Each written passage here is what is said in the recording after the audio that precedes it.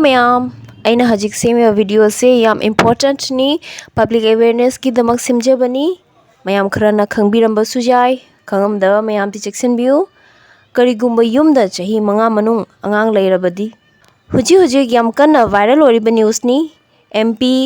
अदै राजस्थान दा पिकलबा अंगांग 24 हाइबदी कुनमरी लोखुबदे हिदाक सिरप कफ सिरप थकना किडनी फेल होइना लैहिदरे हाइना तारी अदु मयाम चेक्सिनबियु हिदागा से इंडिया की मफम क्याददी बैन तौरे हाइना सुतारी अदु आसाम का मणिपुर ददी कंफर्म होइद्री मयाम खरा चेक्सिनबियु कफ सिरप सिदा याम साथीना हकचांग दा सोकदबा फैक्ट्री कयादा सिजनबा डिथेलिन ग्लाइकोल हाइबा केमिकल क्वांटिटी हेना यावरमी मपान देश ददी बैन नी हाइरिबा केमिकल से अदु मयाम चेक्सिनबियु अंगांग लैबा युमदसु हाइबियु कफ सिरप सिगी मरमदा कफ सिरप असे वीडियो दो उरीबा हिदाक सिनी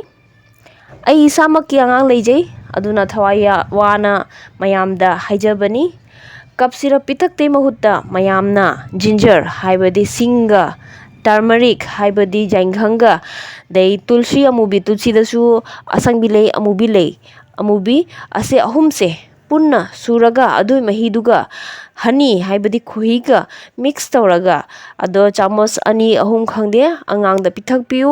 याम कानाबनी नुमित हुमनी मरिनी मनुंगदा नुम फबनी अदो मयाम यारगदी असे से अमता हिदाक से ट्राई तेबियु असे सिदी केमिकल याउदबनिना हकचांग दसु सोकनिंगाई सु लेते साइड इफेक्ट सु लेते यारगदी मयाम अइना हाई से अमता दी ट्राई तौना येंबियु।